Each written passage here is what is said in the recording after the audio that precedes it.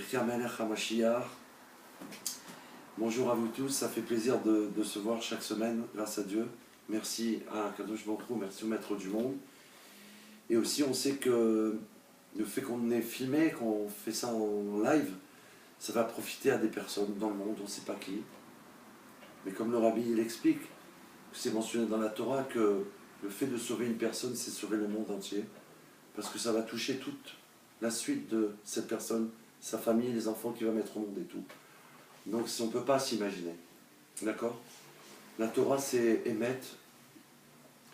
Émettre, il n'y a qu'en étudiant la Torah qu'on peut comprendre un petit peu ce que ça veut dire. Et émettre, ça veut dire que vraiment c'est une transformation de tous les sujets. Ceux qu'on peut avoir, nous, conscience à notre niveau, et ceux qui n'ont aucun rapport, qu'on ne peut même pas envisager. C'est pour ça qu'on commence toujours par merci Hachem, on remercie Dieu, parce qu'il y a des choses qu'on peut voir, des choses qu'on ne voit pas du tout et qu'on ne verra jamais, qu'il fait pour nous, à chaque instant. Comme on l'étudie dans le Tanya en ce moment, Sha'ar et Echut Ve'emunah, qu'on va faire un petit peu tout à l'heure. Mais là, Dieu m'a permis d'étudier cette semaine et de donner cours sur une certaine lettre du Rav Yitzhak Ginsburg Amalar l'ange, le chaliard du Rabbi en Eretz Israël. Je rapporte toujours son nom pour que comme ça, si c'est la première fois qu'on voit le cours, alors les gens ils vont pouvoir s'intéresser. Son livre, il s'appelle Comprendre les rêves d'après la Kabbale. Il est publié en français, Galenai Publishing. C'est le troisième par l'intermédiaire de mon ami Rav David Amselem, qui s'occupe de la publication des livres. Et là, on s'est vu cette semaine pour essayer d'activer le travail, puisqu'il y a plus de 80 livres du Rav Ginsburg, et on s'est dit on ne peut plus rester comme ça, il faut diffuser au monde entier. D'accord. Je pense que vous allez avoir une part là-dedans, Frédéric, à vous d'écouter, de capter, de saisir, et après de mettre en marche. Voilà. Donc ce livre, on l'a depuis quelque temps. Alors, ce sont des personnes qui ont écrit au Rav, où on fait des rêves, qui les ont dérangés, où il y a quelque chose dans leur vie qui les perturbe, qui ont entendu parler, par le biais d'un ami, par le biais de, je ne sais pas qui, comment, du Rav, qui peut les aider. Un juif, il est là pour aider l'humanité entière. Et surtout un juif de Torah, comme le Rav Ginsburg, c'est le summum. Donc elle a pris contact avec ce Rav, elle a certainement écrit une lettre, et le Rav, il lui a répondu, il l'a aidé. Mais ce qui est intéressant pour nous, c'est que parmi les nombreuses lettres que le Rav a reçues, ça doit être des milliers, à travers le monde entier, il a publié certaines lettres dans ce livre. Donc c'est pas tout, bien entendu, c'est qu'un livre de quelques centaines de pages. Mais Baruch Hashem, on a le bonheur d'avoir cette lettre. Pardon. Ce qui m'a troublé à moi personnellement, c'est que ça ressemble à l'histoire de Frédéric, qu'elle nous a raconté la semaine dernière. Vous comprenez? Donc, j'ai dit, c'est pas possible. Je vis ça, j'étudie ça dans la semaine. Ok. Alors, on y va. J'ai fait plusieurs rêves significatifs qui m'ont beaucoup perturbé. Lorsque j'étais plus jeune, je passais beaucoup de temps en compagnie de ma grand-mère juive, du côté de mon père. Ma mère n'est pas juive. Nous étions très proches jusqu'au moment où elle est tombée très malade. Elle est morte voici quelques années. J'ai été élevé dans l'amour, mais sans être attaché à une vérité particulière. Je suis allé une fois dans une synagogue de ma connaissance et à quelques fêtes organisées par un centre communautaire juif. Dans mon premier rêve, donc elle explique au Rav, ma grand-mère m'emmenait au centre communautaire. Elle me montra un casier de costumes de ballet et me dit d'en choisir un. Ce que je fis. Je ne savais pas s'il y avait quelqu'un d'autre dans le centre. Je me trouvais sur une estrade et je me mis à adorer Dieu. De tout mon cœur et avec tant d'intensité que je commençais à tournoyer avec beaucoup de grâce et je fus soulevé en l'air. C'est élevé, elle a eu, je pense, comme une extase divine. Puis je redescendis et il y avait à présent quelques jeunes filles juives qui étaient là avec ma grand-mère. À ce moment-là, mon cœur débordait de joie, prêt à exploser. Je les saisis alors par le bras, aux jeunes filles, et leur dis « J'ai trouvé le Messie. Et je suis une juive complète. » Mais elles ne m'entendaient pas. Ma grand-mère me fit ensuite sortir dans une allée étroite pour piétons, et nous nous dirigeâmes vers un autre bâtiment que je savais être un centre d'études, sans prononcer le moindre mot. Nos regards se croisèrent et les larmes nous montèrent aux yeux en partageant le même sentiment de tristesse. En effet, je savais que ce centre abritait les ouvrages les plus merveilleux. Et comme il n'avait pas été... mais le bâtiment nécessitait des réparations. Comme il n'avait pas été entretenu, il était envahi par l'humidité, et je craignais que la moisissure ne s'installasse sur ces livres précieux. Et ce rêve prit fin. Dans le rêve suivant, je me trouvais dans une pièce, et ma grand-mère était présente à nouveau, troisième fois encore. Il y avait 3 tapisseries suspendues à l'une des murs, et 2 hommes se tenaient près de ma grand-mère.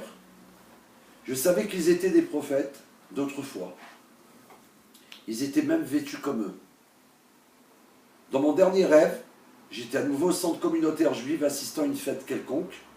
Tout le long des colonnes blanches, il y avait des lettres hébraïques, donc il y avait des colonnes, mais je ne pouvais pas les voir, jusqu'à ce qu'une main invisible ait étalé de l'encre sur les colonnes, rendant ainsi les lettres visibles. Aucune des personnes que je connais ne semble avoir la moindre idée de la signification de ces rêves. Je vous serai infiniment reconnaissant de toute idée que vous pourriez me communiquer. Voilà l'introduction. Frédéric, il y a des choses quand même qui sont... Hein? Et pourquoi je vous ai dit qu'un rêve, parce qu'il y a d'autres rêves avant. Non mais moi j'ai... Oui. Voilà, je vous dis, avec un rêve, Dieu il m'a... La divine providence m'a aidé à pouvoir vous aider. Parce que le but c'est que je trouve quelque chose pour vous aider. C'est gentil. À vous tous quoi, bien sûr. Mais là j'ai dit c'est trop merveilleux quoi. Lorsque nous nous réveillons, le Rav Yitzhak Ginsburg il répond. D'abord il va répondre et après Alpitora des merveilles. Lorsque nous réveillons après un rêve lourd de sens, en particulier un rêve que nous avons fait plus d'une fois, qu'il se présente exactement de la même manière ou de diverses formes similaires, nous devons tout d'abord prendre à cœur le fait que le but ultime de nos rêves consiste à nous inciter à nous rapprocher de notre Créateur, à travers des pensées, des paroles et des actions, des actes adéquats. Première des choses, le but d'un rêve, c'est, en fait, on va voir, c'est qu'Hachem, il veut rentrer en communication avec nous. Dans ce type de rêve-là.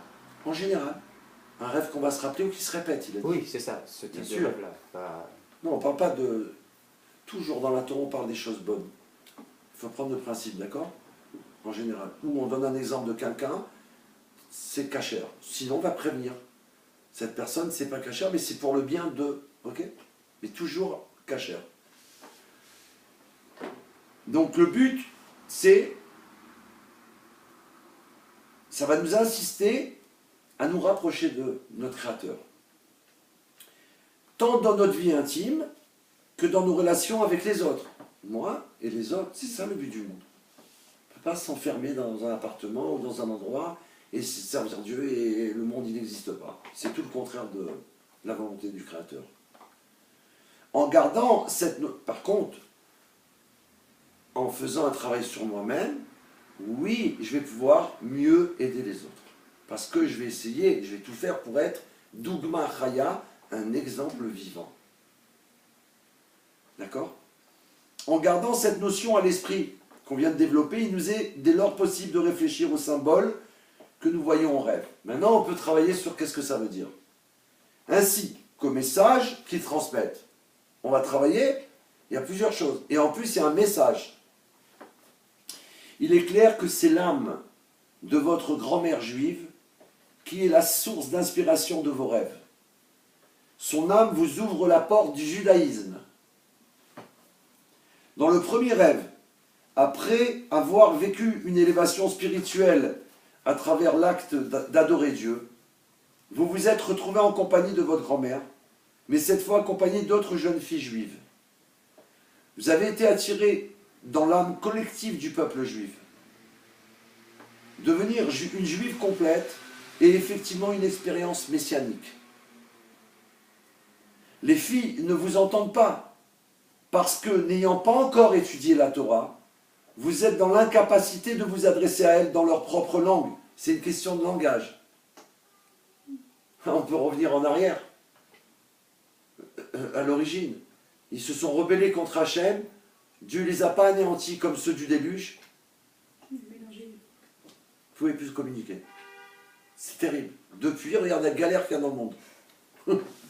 Heureusement que maintenant, grâce au Rabbi, qui a fait le travail de faire revenir la Shrina dans le monde, maintenant on peut communiquer même avec un téléphone. Parlez anglais, anglais, anglais, tac, parlez-moi, j'enregistre, ça traduit. Attends, allez, je vous parle en français et ça traduit en anglais. C'est ça ma chère, hein. Avec les outils du monde, la technologie, que le Rabbi dit, toute la technologie du monde, elle est que pour l'honneur d'Hachem. On doit s'en servir que pour ça. C'était pas écrit dans l'histoire, hein, ça. On soit clair. De temps en temps, il rajoute des choses, mais bon, c'est pour mieux, comment dire, Illustré. illustrer, exactement. Alors, donc n'ayant pas encore étudié la Torah, vous êtes dans l'incapacité de communiquer pour l'instant avec eux. C'est pour ça qu'elle vous a pas entendu. C'est vrai que des fois, on parle à des gens, on croit qu'ils ne nous entendent pas, et alors on croit qu'ils nous... Pas du tout. Il ne faut pas leur en vouloir.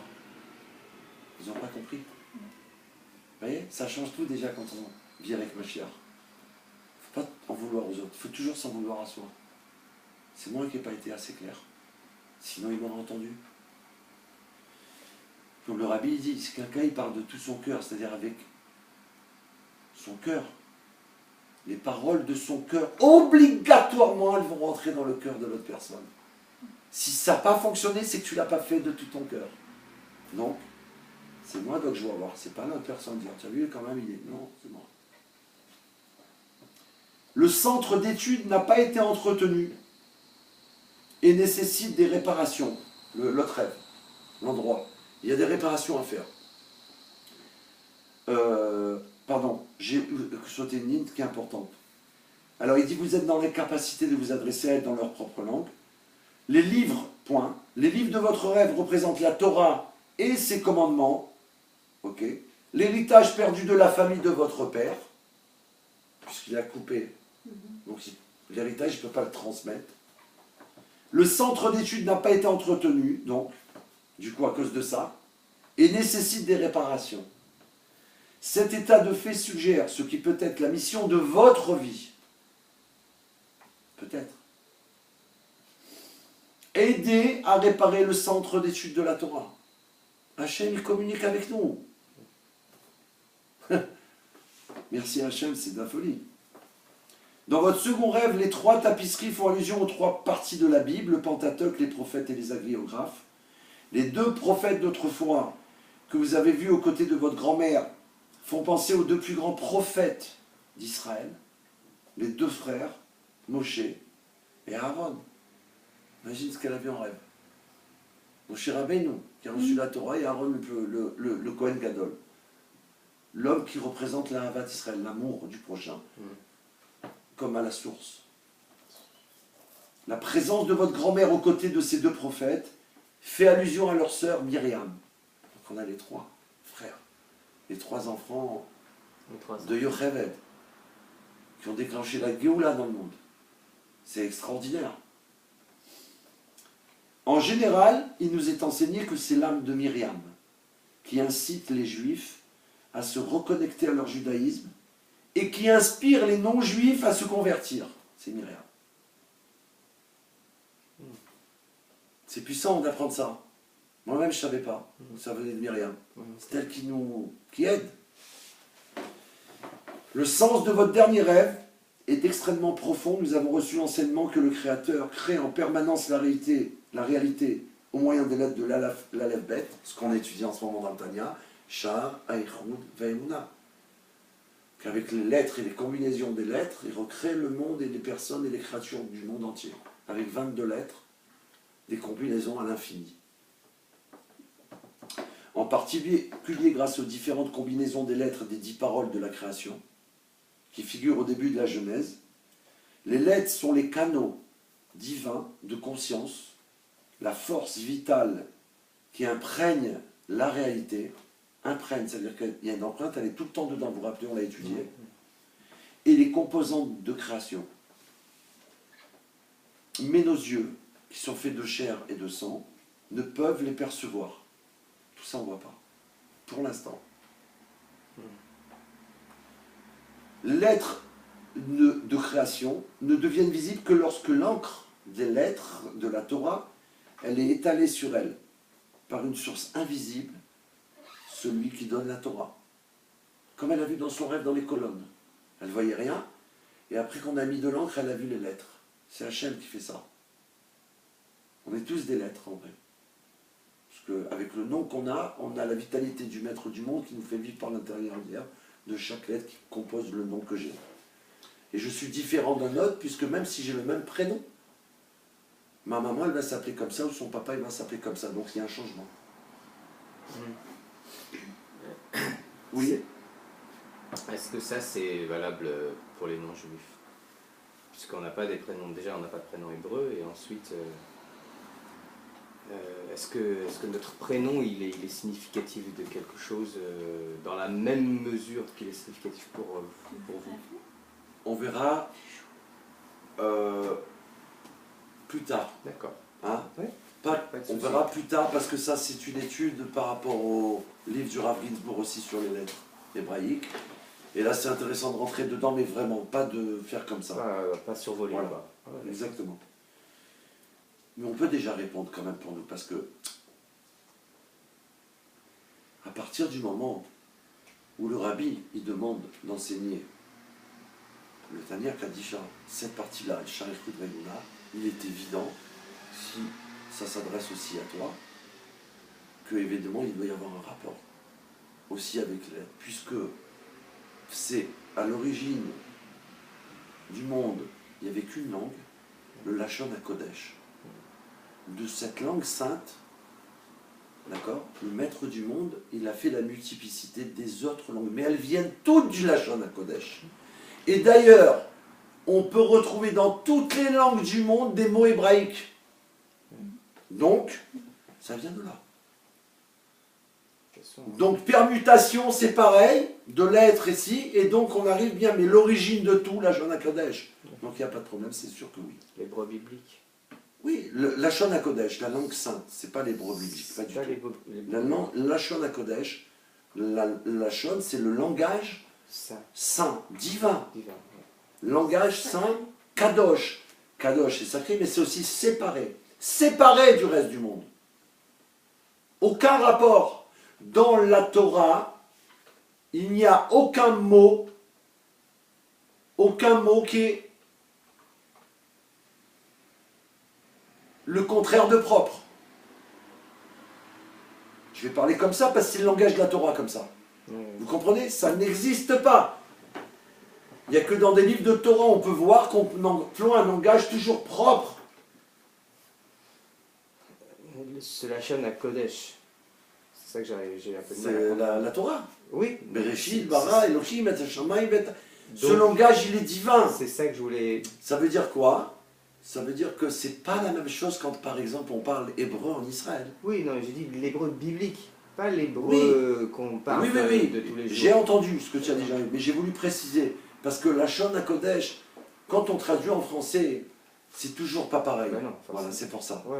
La Shon HaKodesh. Kodesh, ça veut dire plusieurs significations. Saint, sacré, séparé. Séparé. Séparé. Ok. Merci. Lorsqu'il est donc donné le mérite de voir, on a vu avant, on ne peut pas voir pour l'instant avec nos yeux de chair et de sang ce qui se passe. Lorsqu'il nous est donné le mérite de voir la réalité à travers le prisme de l'encre, des lettres de la Torah, nous devenons aptes à recevoir l'acte perpétuel de recréation de l'univers en son entier par Dieu, jusque dans ses moindres détails, au moyen des lettres hébraïques. C'est-à-dire que le fait d'étudier Sharichut Vayimuna et de bien comprendre chacun à son niveau, bien entendu, d'accord, ça va nous permettre de voir maintenant autrement le monde, de voir tel qu'il est vraiment. Que c'est en fait ces 10 paroles qui sont à l'origine dans la Genèse. Bereshit bara Elohim et Hashamayim ve'ataret, c'est la première parole. Ce sont les premières paroles. Il y a 28 lettres. Dedans, 28, ça veut dire Korach, la force. La force de créer tout dans ces 28 lettres. Ensuite, quand Dieu il va dire et qu'il fut jour, et qu'il fut soir, premier jour, ça c'est deuxième parole, troisième parole, on retrouve dans la Genèse. Toutes les lettres qui ont été utilisées pour créer le monde par le maître du monde, ces lettres-là, il explique qu'après, elles vont servir pour créer tous les détails de la création du monde. Par une permutation qui est possible, parce que dans le langage de la Torah, hein, puisque c'est divin, d'accord? Alors Dieu il a donné cette possibilité. C'est lui-même qui est dans les lettres. Il va y avoir un changement, et on va expliquer dans les détails, dans le Tanya, au fur et à mesure, vous allez voir, à un moment on va parler du minéral de la pierre, et il va expliquer tout ça. Donc nous après, quand on prend conscience de ça, déjà depuis l'origine, ces lettres existent, et elles sont en permanence, et elles forment ces mots, qui recréent le monde à chaque instant. Là en ce moment on est recréé à chaque instant. Tout. Ok? Du coup, après on fait attention justement à ces pensées, puisque c'est dans les pensées que les lettres vont arriver, qu'on va faire le choix de les prendre pour sortir les mots qu'on veut, qu'on a besoin pour parler à quelqu'un, communiquer, et pour que ça arrive à une action. Et le but, c'est d'arriver à une action permise par Dieu, voulue par Dieu, sa volonté. Donc après, c'est tout un travail. Et c'est ce qu'il dit là, regardez, je reviens en arrière. Celui qui donne la Torah, ok. Lorsqu'il nous est donné le mérite de voir la réalité à travers le prisme de l'encre des lettres de la Torah, ce qu'on vient de dire un peu maintenant, nous devenons aptes à percevoir l'acte perpétuel de recréation de l'univers en son entier par Dieu. On va voir que Dieu, en fait, on va voir. On va voir cette création, on va la ressentir, on va la voir. Comme si qu'elle va naître dans notre... déjà à travers les lettres qu'on choisit là, il va naître quelque chose, des mots, qui ensuite deviennent une action, c'est une naissance. Puisse Hachem faire qu'elle soit toujours en harmonie avec la volonté de Dieu. Ok? Donc c'est la création du monde. Et c'était sa volonté Hachem depuis toujours. Dans les moindres détails, au moyen des lettres hébraïques. Pour conclure, le Ravi dit, le sens de tous vos rêves est que vous êtes incités et encouragés par le ciel à vous rapprocher de la religion juive, ainsi qu'à vous lier à la Torah, le plan de toute la création, pour l'étudier. La Torah, c'est le plan de la création du monde. Dieu, il a créé la Torah, 2000 ans avant c'est rapporté la création du monde. Les sages ils disent, pourquoi 2000 ans? Pas pour nous dire, c'est 2000 ans, mais avant le monde, il n'y a pas de temps, et il n'y a pas d'espace. Alors pourquoi on nous donne un temps? Pour nous dire que c'était longtemps avant le monde. Une fois qu'il a fait la Torah, c'est-à-dire qu'il s'est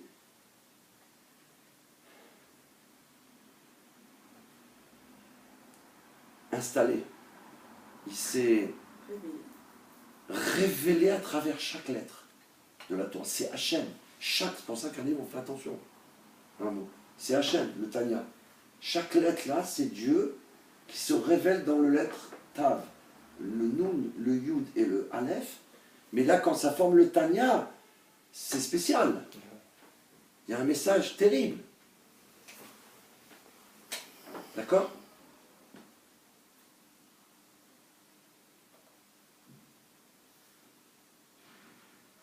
Donc Dieu, en créant la Torah, en fabriquant la Torah, en s'investissant totalement dans les lettres de la Torah qui vont faire cette Torah, qui pendant 2000 ans va attendre que Hachem décide au moment précis que lui seul connaît et a choisi.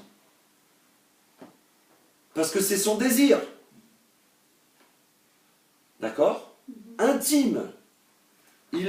C'est marqué comme ça dans la Torah. Il prend la Torah que lui-même il a écrit, il la consulte. Tel un architecte, il est l'architecte du monde, le premier. C'est grâce à lui que tous les architectes devraient dire merci. Ils ont un boulot. Tout ce qu'on a dans le monde, c'est grâce à lui. Et il consulte la Torah. Bereshit bara Elokim et hashamayim vet haaretz. Et il fabrique le monde, tel qu'il a écrit 2000 ans auparavant.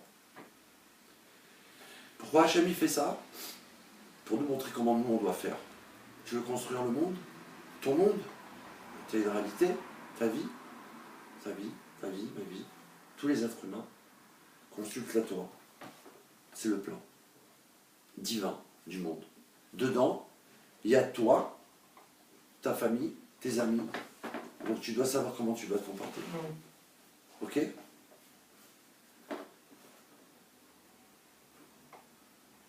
Étant donné que votre mère n'est pas juive selon la loi juive, vous n'êtes pas considéré comme juif. Toutefois, comme votre père est juif, puisque sa mère, votre grand-mère était juive, la loi juive vous recommande d'étudier autant que possible le judaïsme, la Torah, la chassidoute et la tradition juive, en poursuivant l'idée de suivre la procédure menant à une conversion orthodoxe adéquate, ce qui vous permettra ainsi de devenir une juive complète, comme elle a dit dans son rêve à un moment. D'accord? Et le Rav, il lui souhaite, avec tous mes voeux, de réussite. N'hésitez pas à m'envoyer toute question qui pourrait se poser à vous. Et il signe avec la bénédiction de la Torah et de la terre d'Israël. Voilà. Merci Hachem. C'est des merveilles.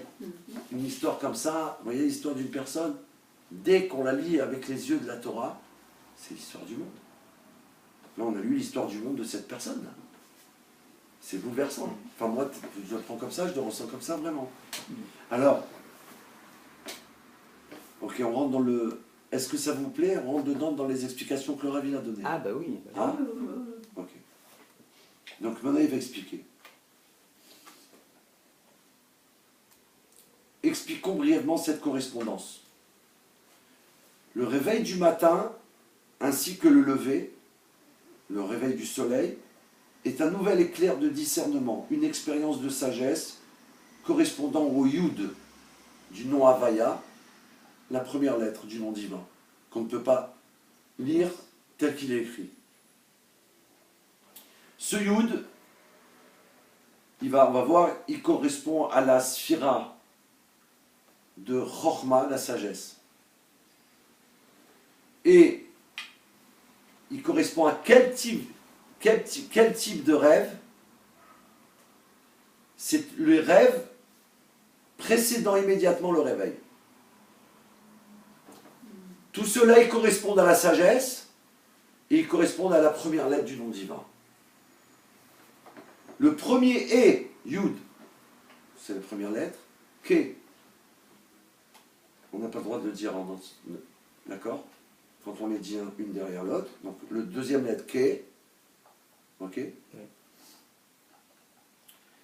correspond à la sphira de Bina, la compréhension, que l'on appelle le compagnon de la sagesse. C'est rapporté dans le Zohar.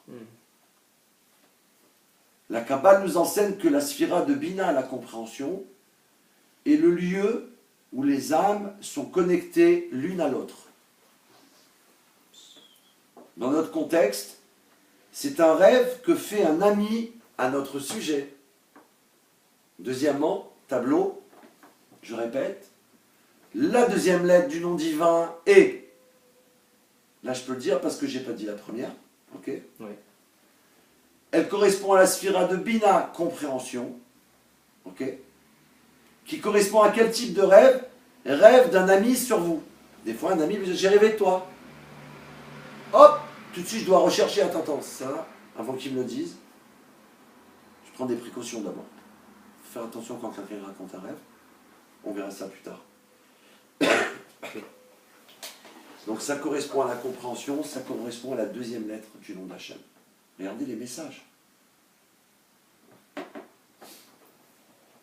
L'âme intérieure du Vav, troisième lettre du nom divin, de Havaya, et la sphira de Da'at, la connaissance. C'est rapporté à Adam, il a connu Chava. On parle de connaissance. Adam, le premier homme. Il y a un verset qui dit il a connu Chava. Oui. Ah oui, d'accord. Connaître, connaissance. C'est ça, on parle du Da'at. Que l'on appelle la sphira de connaissance, qu'on appelle la clé, qui contient 6. Da'at, elle contient 6. c'est-à-dire la clé qui ouvre les 6 chambres ou les 6 émotions du cœur.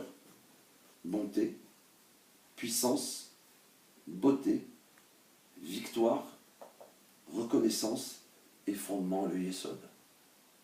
C'est tous les attributs divins. Da'at, elle les contient, les 6.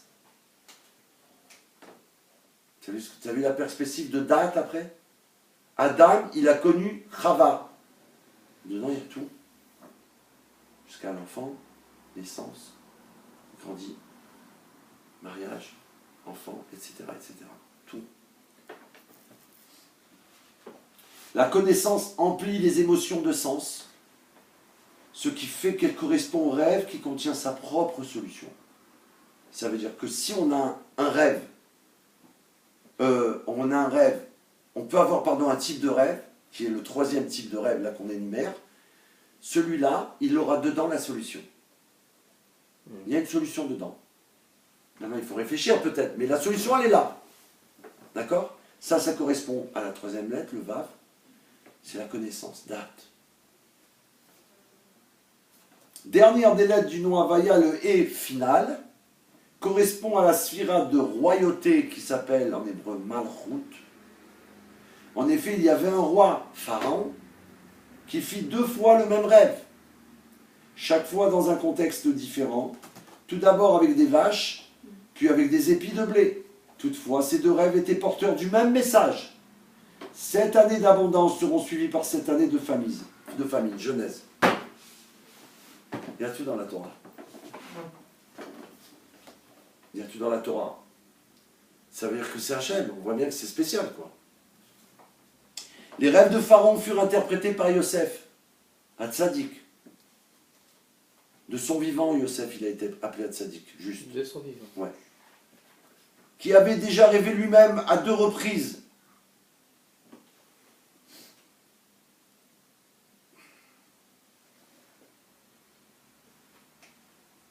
Et il dit,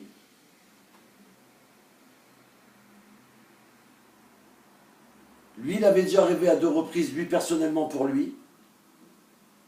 Dans la Genèse, c'est rapporté. Le fait d'entendre le rêve de Pharaon qui s'était répété, la répétition est signe de souveraineté, royauté, renforça sa conviction que ses propres rêves étaient vrais, qu'ils étaient donc destinés à régner, et qu'il était donc destiné à régner sur l'Égypte, Yosef. Quand il a entendu les rêves de Pharaon répétés, il a eu une réponse pour lui en même temps. Que ces rêves qu'il a fait lui vont se réaliser. Et du coup, donc il allait régner sur l'Égypte, où ses frères viendraient se prosterner devant lui comme dans ses rêves, et il lui donna l'idée d'ajouter à l'interprétation des rêves de Pharaon qu'il serait sage. C'est pour ça qu'il a rajouté ça, dans l'interprétation qu'il a donnée aux rêves de Pharaon, et il lui a dit, et il serait sage de nommer un vice-roi pour régner sur l'Égypte. Durant la période d'abondance et celle de la famine, faisant ainsi bien sûr allusion à lui-même. Et Pharaon, il a capté. Il a capté, parce qu'il fallait sauver l'Égypte. Qui plus mieux que celui qui va interpréter les rêves et qui sait comment faire? Il a la solution. Vous-même, allez-y. Et il lui donne tous les pouvoirs. Pratiquement. Mais en vérité, il avait tous les pouvoirs. Puisqu'il détenait une clé de plus que Pharaon, mais on ne rentre pas là-dedans. Un converti potentiel au judaïsme est aussi relié à la sphère de royauté, ainsi qu'au monde de l'action, dont la force vitale divine provient de la sphère de royauté. C'est lié à Malchut, afin d'inciter le converti potentiel à passer à l'action. Le but, n'oublions pas, c'est l'action. Et à faire le pas existentiel nécessaire sur le plan de la foi pour devenir un juif attaché à la Torah, un serviteur du Dieu unique d'Israël. Alors le ciel donc l'encourage, souvent en lui envoyant des rêves pertinents de manière répétée. Dieu, il l'invite, il le réveille. Cela est vrai que nous fassions de bons ou de mauvais rêves. Du coup, on ne va plus flipper quand il y a un mauvais rêve ou quoi. Avec la vision divine.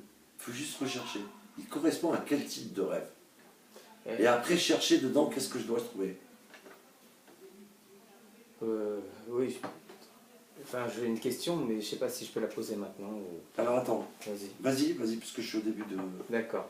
C'est que là, on a énuméré plusieurs types de rêves. 4 types de rêves. Rêve précédant immédiatement le rêve. Le Rêve. réveil. Le réveil, pardon. Deuxième, rêve d'un ami sur nous. Oui. Troisième, rêve contenant leur propre solution. Mais comment on peut savoir que... Et quatrième, rêve revenant plusieurs fois. Donc D'accord. incitation, ça veut dire Dieu il C'est me- beaucoup plus clair. L'autre, il y a la solution dedans. Alors, oui, mais ce type de rêve-là, en particulier, comment est-ce qu'on sait que c'est un rêve qui contient sa solution et qui, en fait, qui a un message d'Hachem? Non, c'est un message d'Hachem, mais dedans il y a la solution. Mais comment on peut À nous de savoir? chercher, il faut chercher. Moi, j'ai un rêve comme ça, parce qu'en fait, j'attendais un jugement. Et en fait, dans mon rêve, il n'y avait rien à voir avec le jugement. J'étais des soldats, c'était des nazis, c'est comme ça, qui me pointaient mitraillettes sur moi. Et au moment où ils devaient tirer, la mitraillette s'enrayait. Et il a réarmé, il a changé les munitions, il a réessayé et ça s'est enrayé. Et pendant ce temps-là, j'ai eu le temps de m'échapper. Et en fait, le lendemain, j'ai mon avocat qui m'a dit que je pouvais avoir un jugement favorable si j'acceptais telle somme. Et moi, par rapport au rêve, je me suis dit, ça c'est un avertissement, ne demande pas plus, tu as été sauvé, accepte déjà, c'est déjà bien.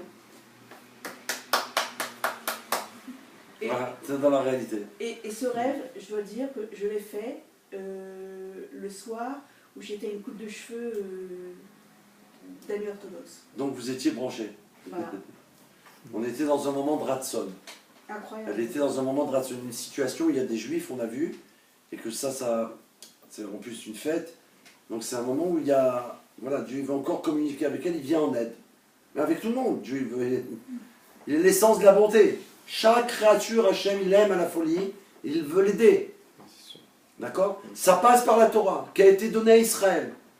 Donc en connectant avec les enfants d'Israël, qui en plus, ceux qui s'occupent précisément de cette mission divine, comme à l'époque c'est les Lévim qui s'occupaient des enfants d'Israël, d'accord, en Égypte, pendant qu'ils étaient esclaves, c'est la tribu de Lévi. Aujourd'hui c'est la même tribu, c'est Lévi. C'est Lévi. Alors Lévi c'est intéressant parce que en hébreu, la tribu de Lévi on dit Shevet Lévi. Shevet Lévi. Ça veut dire la tribu de Lévi. La tribu de Lévi. La tribu. Ouais. Ah oui. Oui, tribu La de Lévi. tribu. Et Non, pas la tribu. Non, Ouais, tribu, d'accord. tribu. La D'accord, tribu. Parce j'ai que compris. tribu, toutes Ok, les... ok. Il y a 12 tribus, Ouais. de Lévi. Et quand on prend les lettres de Shevet Lévi et qu'on les met dans un autre sens, ça fait Lubavitch. Ah. Il y a les mêmes lettres que Lubavitch. Ah ouais. Ah, c'est Mais fort. la racine C'est fort. commune reste toujours la même, c'est le cœur, c'est l'amour. Oui, la racine c'est une chose, Parce que bien sûr. Lyubov, c'est l'amour en russe. Lève. Il aime l'autre, il aime son prochain, il aime la créature de Dieu. Il aime Hachem, donc il aime toutes ses créatures. Celui qui aime Hachem, il doit aimer toutes ses créatures. Non, c'est une blague. On ne peut pas dire... J'ai un ami, Léavdine, hein, je fais une séparation extraordinaire, ses enfants ils sont insupportables, tu sais que tu aimes à la folie, mais tes enfants... Donc tu n'as pas un vrai amour pour lui. Un vrai amour, c'est, vous savez, quand on est amoureux de Dieu, on va dire, de la divinité. Parce qu'en vérité, même quand on va être amoureux de quelqu'un, que ce soit son père, sa femme, ses enfants, en vérité, c'est quoi cet amour? Pourquoi c'est tellement fort?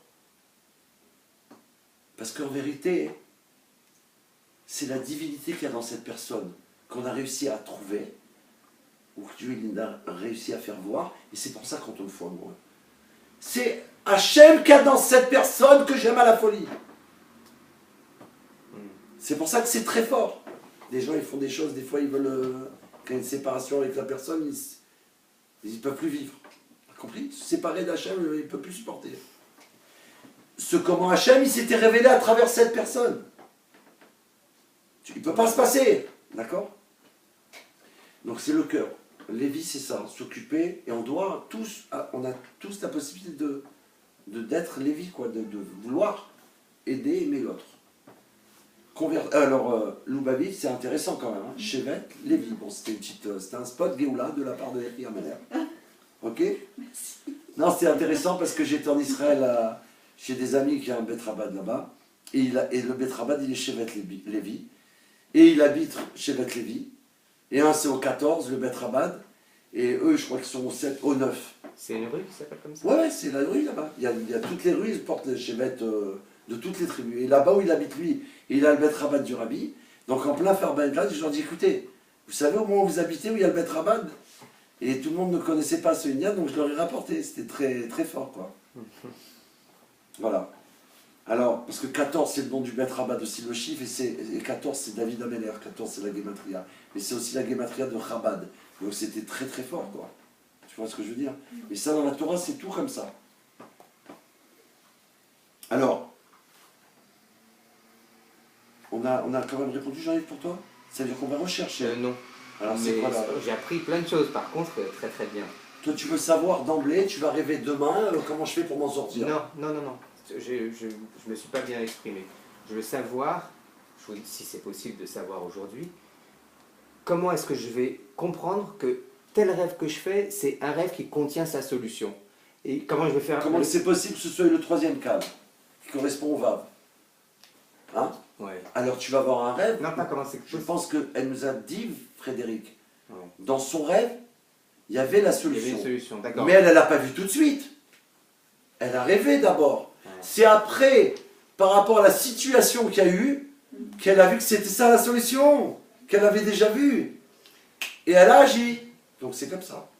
Il y a aussi une chose, c'est que il y a des rêves dont on se rend compte que c'est pas des rêves auxquels il faut faire attention. Et il y a d'autres rêves, on se dit tiens, il y a quelque chose là, c'est pas comme d'habitude. Alors là, on doit chercher, ou comme la Torah nous enseigne aussi, quand on est dérangé par quelque chose, il faut en parler à ses amis. Amis, bienveillants. Voilà, ben, bien sûr, qui sont dans la Torah. Si je vais demander à quelqu'un qui ne sait même pas ce que c'est la Torah, il peut me dire n'importe quoi, et là il y a danger. Pourquoi? Mauvaise Pourquoi? interprétation. Parce que ça peut ce qu'il va dire, ça se réalise. Ça peut se réaliser. Donc, imagine, tu dis un truc, le mec il est complètement à l'ouest, c'est pas. L'ouest c'est l'autre côté de l'est, hein, de Jérusalem. C'est vrai, hein. Oui. Il m'a dit, voilà, c'est un accident, dingue. C'est pour ça. Ah oui, les rêves, faut pas les raconter à n'importe qui. La Torah, c'est on clair. a dit avant, je consulte la Torah. Et les rêves de personnes décédées aussi. Enfin, Quand je ne sais pas, elle a consulté la Torah, elle écrit une lettre, c'est ça qu'on est en train d'enseigner à tout le monde. Où je vais voir, chez qui je vais voir, la Torah. Pharaon, il a été consulté la Torah, Yosef. C'est le Nassi de la génération. Tous ces sages, ils lui ont expliqué les rêves. Tous les plus grands du monde. Il était le maître du monde pratiquement sur terre. Il m'a communiqué à tout le monde, il a fait passer le message, il serait recouvert d'or et ce que tu veux. Personne n'a été capable. Dieu il a envoyé l'homme de Torah, qui l'a mis exprès en prison, qui va être avec deux personnes, qu'un il va être libéré, etc. Toute l'histoire qu'on connaît, pour qu'après ça vienne à l'oreille de Pharaon au moment le plus important, que Dieu l'avait choisi, moment de Ratson, précis, et ça y est. Et là, ça se fait la connexion. Mais en même temps, ce que tu dis, c'est vrai. Mais il y a plein d'autres sens dans tout ce qui lui est arrivé à Yosef. Oui, mais bien sûr. Ouais, enfin, c'est Bah, c'est l'histoire du peuple juif, là. c'est super riche, quoi. La sortie, bien sûr, mais c'est ça, après, on a dit un monde entier. Sauver quelqu'un, donner l'explication de celle-là, cette personne, Ouais. qui a reçu cette explication du Rav Ginsburg à Malach, grâce au Rabbi Melech HaMashiach, sa vie, elle est, je vous le conseille d'ailleurs, Pleine de sens. une vie pleine de sens, une merveille, une splendeur, une perle précieuse. Chaque mot du Rabbi, là, dans tous les sujets du monde, éducation, enfant, ça, avocat, tout, voilà. Les petits, et encore, on ne peut pas tout dire du Rabbi parce que c'est l'histoire du monde.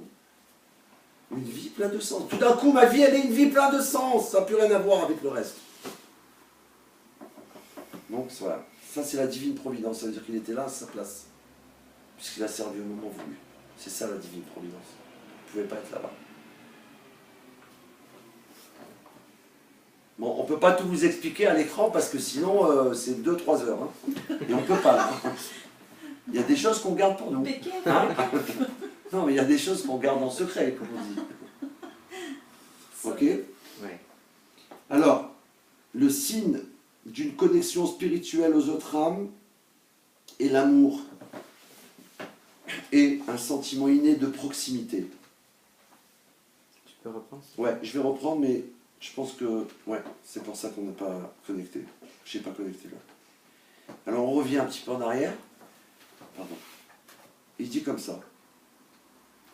Tout ce qu'on a dit avant, dans l'ordre des rêves qui peuvent arriver, pour les reconnaître, etc., cela est vrai, que nous faisons de bons ou de mauvais rêves, ou bien des rêves qui semblent avoir un sens comme ceux qui n'en ont aucun. Oui.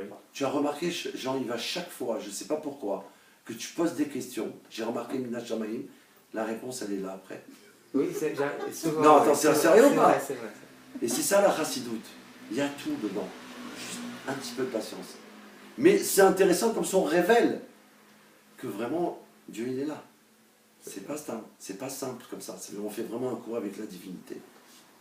Les bons rêves sont là pour nous pousser à servir Dieu avec joie. Donc quand ça se passe bien, c'est qu'on doit servir Dieu avec joie. Prendre des choses bien, vraiment. C'est la base de tout le judaïsme. Tandis que les mauvais rêves nous inspirent une crainte de Dieu. Là, c'est Yirat Sham. Il faut avoir la crainte d'Hachem, qu'il est là. Il est là, il voit, il entend, il est présent. Et il nous incite à faire tchouva. Donc je dois faire tchouva. Tchouva, ça veut dire je dois analyser comment je me suis préparé à ce cours. Ce que j'ai pris au sérieux, tout ça, comment j'ai fait, comment je me suis habillé, comment j'ai pensé avant de venir, pendant que j'ai pensé pendant le cours. Il n'y a rien de tout ça. Je dis ça pour crainte de Dieu. Irat Shamaim, Yerushalayim. Aïe, aïe, aïe, aïe. Tu peux me la refaire? Yerushalayim, je ne sais pas comment j'ai fait, mon frère. Il faudra revoir là. C'est sorti. Ouais, non, ça c'est beau, ça. Voilà. Beau. Magnifique. Voilà, c'est ça que ça veut dire. Yerushalayim, c'est la crainte, Shalem, parfaite. Parfaite. C'est-à-dire que là-bas, c'est dans la terre. Dans la terre. Dès que tu arrives là-bas, tu ressens, là, on ne peut pas rigoler. On est dans le palais du roi.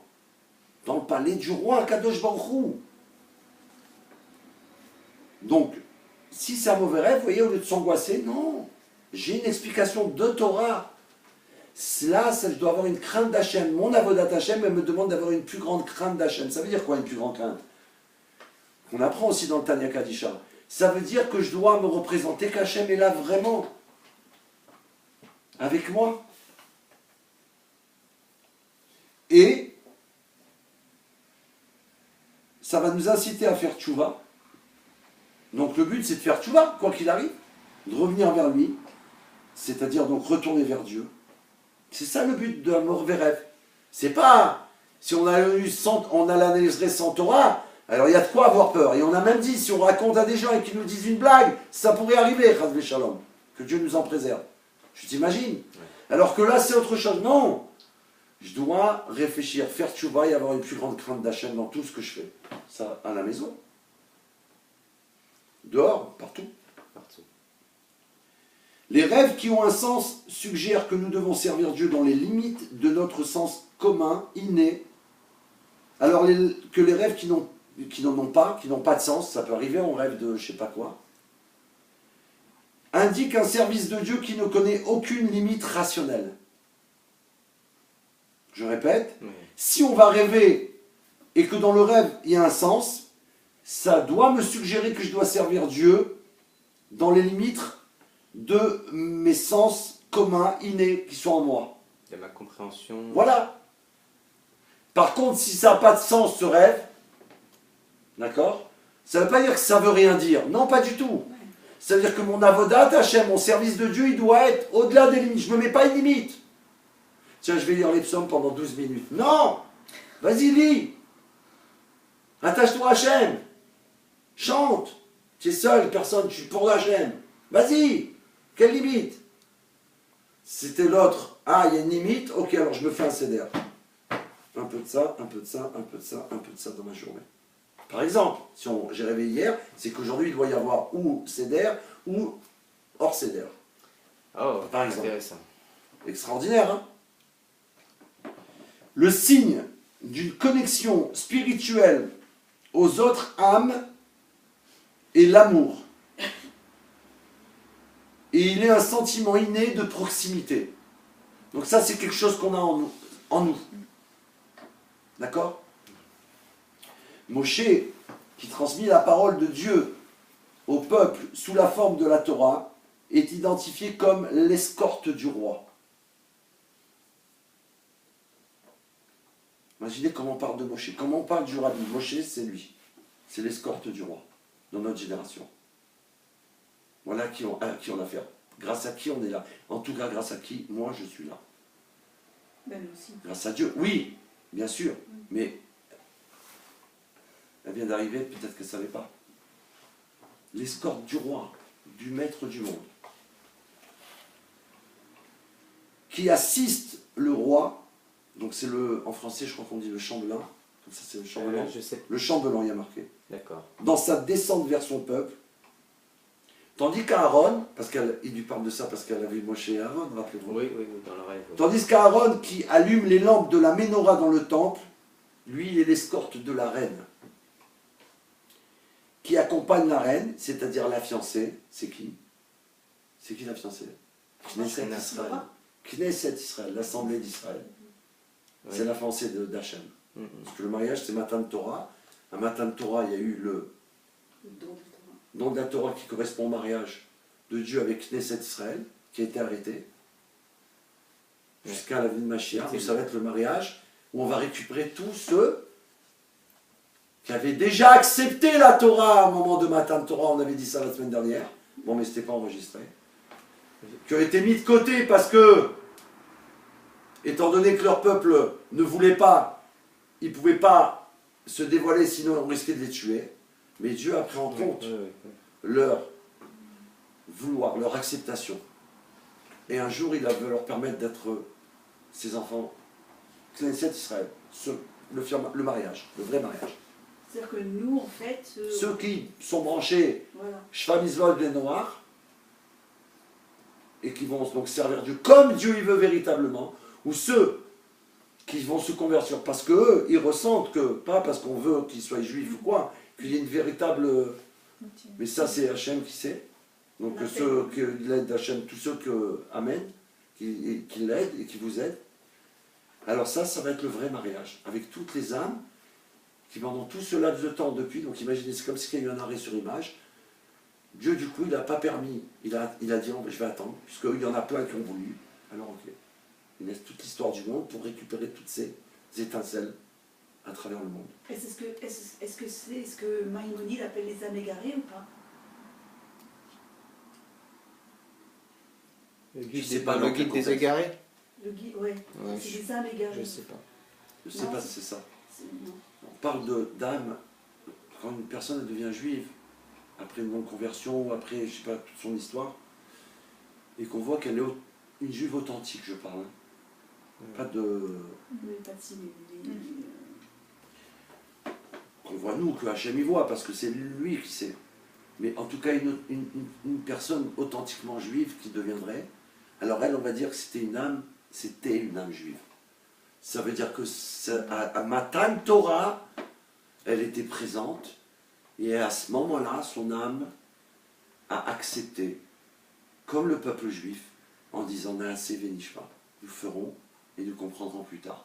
Parce que à Matan Torah, bien sûr, tous les enfants d'Israël, toutes les âmes de tous les enfants d'Israël, de toutes les générations étaient présents, ceux qui étaient vivants, mais ceux qui étaient avant et ceux qui vont venir après étaient présents. Et toutes les âmes des personnes qui descendraient de personnes des autres nations du monde, qui ont accepté à ce moment-là, et en disant Naaseh Venishma, étaient présents aussi. Donc Aaron, lui, il est l'escorte de la reine, Knesset Israël, pour rejoindre le roi sous le dé nuptial. Je vais au mariage tout à l'heure. Avec ces mots-là que j'ai entendus, ça me fait drôle parce que je m'occupe de cet élève, c'est mon élève. Je remercie Akadosh Baruch Hu et je dédie ce cours un maître du monde pour Rani, Bat Simcha, et que tu sais ce qu'elle a fait pour toi, Baruch Hashem, comment, merci Hashem pour elle, des merveilles grâce au Chitat, qu'elle a écouté le Rabbi, elle le dit, elle m'a dit qu'elle va le dire au mariage, elle va témoigner, que vraiment c'est grâce au Rabbi qu'elle se marie. Je voudrais te demander une bonté infinie pour elle, que ce soit un mariage comme c'est ta volonté, qu'elle va recevoir toutes les brachot, pour que ce soit un binyan d'adéad, une construction éternelle, et ce couple, il va faire que ça va être ta maison toujours, dans leurs pensées, dans leurs paroles et dans leurs actions, et qu'ils ont du nachat, qu'ils auront du nachat de leurs enfants et leurs petits-enfants, jusqu'à une Mashiach. Amen. Amen, amen. Dans la Torah, nous voyons que Dieu exprime de manière explicite la différence qui existe entre le niveau de prophétie de Moïse et celui d'Aaron ou de tout autre prophète. Parce qu'il explique, parce qu'on a parlé des deux, hein, et même de Myriam. S'il doit y avoir un prophète de Dieu, je me manifesterai à lui par une apparition. C'est un songe que je m'entretiendrai avec lui, mais pas avec Moïse, pas avec Moshe, mon serviteur. Raya Memna, il est appelé dans la Torah. Berger fidèle, dans le Zohar HaKadosh.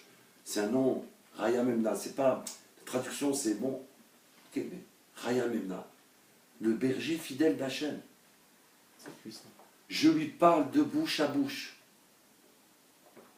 dans une vision claire et sans énigme. C'est le seul. Quand le Moshe nous parle, il n'y a pas une erreur possible. Il n'y a pas une lettre qui ne va pas. Une virgule. C'est ça que ça nous apprend. Chaque Moshe, dans chaque génération, il est Moshe Rabbeinu. Et il dit, lui, j'apparais comme ça, lui, pas comme les autres. C'est rapporté dans la Torah. Et il dit, c'est l'image de Dieu même qu'il contemple. C'est rapporté dans Nombre. Les prophéties de Moïse sont celles qui furent reçues le plus directement par un mortel. Et on précise qu'il est mortel. Et c'est ça sa grandeur. Si ce n'est pas un mortel, bon, c'est un ange, tu dis, tu te rends compte, mais c'est un ange. C'est un mortel, un être humain, qui vient d'un papa et d'une maman. Pas comme Adam Arishon. Imaginez, c'est incroyable. Donc ça, c'est Moshe. On apprend ça grâce à cette femme-là qui a écrit cette tête au rave. Ouais. Les mots, on sait ça, mais je veux dire, grâce à ce livre, vous imaginez l'importance. Que là, c'est dit d'une autre manière, qu'il y a plein de gens qui vont plus accepter en entendant comme ça, que s'il y a un cours, on va leur dire ça. Ils vont dire, attends, lui, il défend son rabbi ou des... Non, pas du tout. Torah Temet, il y a marqué Moshe Emet. Il n'y a que sur Moshe, ça c'est que sur Moshe, comme ça. Torah Emet, Moshe Emet. Les mots en hébreu qui signifient vision claire ou miroir, et plutôt et miroir, s'écrivent avec les mêmes lettres, avec seulement une voyelle différente sous la lettre Aleph. Les deux s'écrivent maré, même Resh Aleph et. La lettre et, c'est marrant parce qu'il y a, dans le mot on voit maré, presque miroir, quand il manque le Resh par exemple. La vision. Roé, voir. Ouais. D'accord?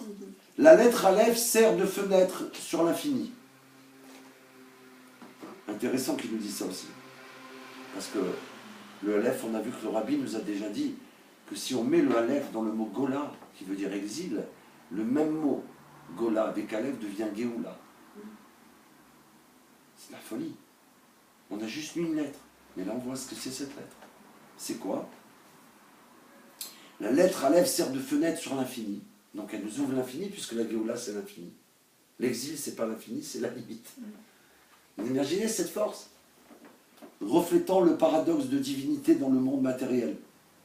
Et ça, on en parle. Voilà, il y a la parenthèse pour toi, Jean-Yves. Voir notre ouvrage, les lettres hébraïques. Voir notre ouvrage du Rav Ginsburg, les lettres hébraïques. Donc là, on va... J'ai entendu récemment, je ne sais pas quel cours, où en fait tous les mots qui commencent par Aleph, en fait, sont des mots saints, de saint. Donc qui expriment une... Oui, parce que Aleph, c'est Comme Emmet. Alufo Shel Olam, Ouais. le maître du monde.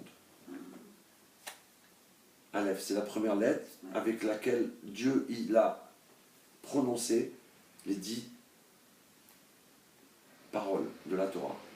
C'est Les 10 commandements. Anochi, D'accord. Voilà. Les 10 commandements. les 10 commandements. De là, nos sages nous enseignent que Moshe percevait sa prophétie comme à travers une vie transparente, tandis qu'Aaron et tous les autres prophètes le faisaient à travers une vie translucide, ou semblable à une image reflétée, comme dans un miroir. C'est pas pareil. Et pourtant, dans un miroir, tu as vu, on voit bien, mais transparent que Moshe Rabbeinu. Cette idée s'exprime dans le premier mot qui introduit leur prophétie. Le mot qui distingue les prophéties de Moshe de celles des autres est ceci, Zé. Ils emploient le mot Zé. Ceci est le comment. Zé, ça veut dire ceci. Iné, Machiarba. Non, c'est pas pareil. aussi. Ceci est le commandement que Dieu a ordonné. Zé. Tandis qu'Aaron, ça c'est Hachem, c'est Moshe. Tandis qu'Aaron et tous les autres prophètes recevaient leur prophétie avec le mot d'introduction moins exact. Ainsi, Ko, Amar, Hachem. C'est moins précis. Oui. Ainsi, a dit Hachem. Zé, là il montre. Zé, ça veut dire qu'il est en train de montrer la vision. Il nous la montre telle qu'il a vu lui, Moshe. Je t'imagine. Ça veut dire c'est un Ko, Hachem, Ko, Amar, Hachem. Ainsi parla Dieu. C'est pas, ça veut dire bien sûr, Aaron, c'est Aaron. Si, c'est ainsi, Mais quand c'est Moshe qui parle, moins précis. quand le rabbi l'a annoncé en 1991, Iné, Mashiarba, Gvarba, voici Mashiach. Et là, Gvarba, il est déjà là, et qu'il a précisé que c'est une prophétie. En 91. En 91, ouais, 1991, l'année de la guerre du Golfe. L'année de la guerre du Golfe. Mais le rabbi, il a dit que c'est une prophétie. Ça veut dire que c'est le même type de prophétie, puisqu'il est Moshe. Et ça veut dire que c'est obligé d'arriver. C'est Dieu qui parle à travers sa gorge, à Moshe. Comme c'est spécial. Et c'est passé par Moshe. Combien de rabbinim dans le monde? Combien de sages dans le monde? Combien de sadikim? C'est passé par Moshe. Il y en a plein qui auraient pu annoncer une prophétie. Personne ne l'a fait. C'était passé par Moshe Rabbeinu. Aaron prophétisa en Égypte, où Moshe lui-même faisait précéder ses prophéties du mot ainsi. Toutefois, Aaron prophétisa avant que Moshe ne vienne libérer le peuple, et ces prophéties ne sont pas notées explicitement dans la Torah. Le mot ainsi cité par Aaron introduit la bénédiction sacerdotale donnée à Aaron et à ses descendants, puisque c'est une chaîne pour l'éternité, les descendants d'Aaron. C'est eux qui vont être dans le Beth Amikdash, Kohen Gadol, le grand Kohen, le jour du Yom Kippour. Tous les autres prophètes faisaient aussi débuter leur prophétie par ainsi, quoiqu'à un degré inférieur à celui d'Aaron. Donc encore d'autres prophètes, mais c'était encore inférieur à Aaron, parce qu'Aaron c'est spécial aussi, hein. C'est le frère de Moshe. Hein. C'est le premier Kohen Gadol, c'est... Pourquoi? Inférieur à celui d'Aaron, dont le niveau était rattaché à celui de son frère Moshe. Lui, il avait un niveau qui était rattaché à celui de Moshe Rabbeinu, dans sa prophétie. Comme l'explique la Kabbale en ce qui concerne l'interclusion de ainsi, de ko en hébreu, au sein de ceci. Cette interclusion est mise en évidence dans le verset qui fait référence aux deux frères Moshe et Aaron. Qu'est-ce qu'il y a marqué dans le Télim? Ah, qu'il est bon, qu'il est doux à des frères de vivre dans une étroite réunion. Voilà. C'est devenu une chanson mondiale, ça. On parle de Moshe et Aaron, deux frères comme ça. Imaginez ce que c'est, deux frères comme ça. Ses parents saints, mais imaginons ce que ça peut être, dire au niveau de la sainteté. C'est-à-dire séparés de... On peut pas parler de la valeur numérique totale des quatre mots vision claire, marée et ceci, zé, et miroir, marée et ainsi, ko, est de 529. Ce qui correspond à la valeur numérique du mot qui signifie ta'anoug, plaisir. Le plaisir constitue la tête centrale de la couronne superconsciente de l'âme. connu sous le terme de tête du néant, que la Kabbale identifie comme l'origine de la prophétie dans le psychisme. Bon, c'est pas grave si on n'a pas tout compris, mais c'est trop beau. C'est trop beau. Non, c'est trop beau. C'est trop merveilleux, ça. Je l'aime, le rap, je l'aime. Parce qu'il nous dévoile ça, c'est trop beau. À présent, examinons un peu plus en profondeur la relation qui est, donc c'est le plaisir. L'addition de ces quatre. Marée, miroir, vision, Zé, prophétie de Moshe, Ko, prophétie de Aaron. L'addition de ces mots égale 529, qui est égal au plaisir suprême, d'accord, qui est appelé dans la Kabbale la tête du néant. À présent, il continue, c'est pour ça que j'ai répété un peu. Examinons un peu plus en profondeur la relation qui lie le plaisir et ces deux niveaux de prophétie. 529 est aussi égal au carré de 23. Tandis que la somme de Zé et de Ko est égale à 37.23. Et 37 sont les valeurs numériques des mots allant de pair. Chaya. Chaya, ça veut dire être vivant. Et de Yechida. Yechida, c'est l'unique, le 5e niveau de l'âme. Qui sont les noms des deux niveaux les plus élevés de l'âme. Chaya et Yechida. Nefesh, Ruach, Neshama. Chaya. Ça, c'est peut-être on les a dans le corps, les enfants d'Israël en tout cas. Ouais. Mais peut-être, hein, c'est pas. Et en tout cas, deux que c'est Chaya au-dessus et Yechida, c'est connecté là-haut. On a une connexion avec, mais par un fil, si on peut dire. On va dire un fil d'or. Et des fois, des moments propices, comme par exemple Yom Kippour, ou Rosh Hashanah, mais c'est Yom Kippour surtout, on atteint ce niveau. Grâce à qui? Au Kohen Gadol, Aaron. C'est lui rentrant dans le Kodesh HaKodashim qui permet de faire cette union. Ces deux nombres apparaissent de manière consécutive comme les 6e et 7e nombres entiers de la suite mathématique suivante. 1, 4, bon, ils vont dire c'est un cours de maths que vous faites là. Non mais c'est juste pour plaisir. On parle du plaisir. 1, 4, 5, 9, 14. Et après il y a 23, 37 qu'il a énumérés. Ils se suivent. 60, 97, etc. 15h30. Voilà. Vous avez compris le rapport ou pas? Au même moment qu'on T'as parle. dit combien? Au même moment où on énumère les chiffres, 15h30. Et t'as dit? Il nous reste quelques minutes. Ouais. La divine providence. Quel rapport? Non mais... Non mais T'as lu quoi là? rien du tout, c'était pour journée de là. Bon d'accord. Non, parce que là, c'est, on ne peut pas rentrer dedans. Comme nous l'avons monté, non, je vais aller plus dans le texte du Rav. Vision claire et miroir ont une valeur numérique identique qui est 246, qui est 246. Les deux, ils sont 246. Qui est aussi celle de l'expression qui signifie Selem Elohim, l'image de Dieu. Ou il y en a qui traduisent dans notre livre à la ressemblance de Dieu. Selem, c'est l'empreinte. Selem Elohim, l'image de Dieu. C'est ça qu'il a comme vision Moshe. Et qui nous transmet quand il nous parle et que nous on croit en Hachem et en Moshe son serviteur. Du coup, on reçoit cette vision. L'homme fut créé à l'image de Dieu. Et lorsqu'il rend manifeste l'essence de son âme divine, il devient digne de transmettre au moyen de la prophétie la parole de Dieu à l'humanité entière.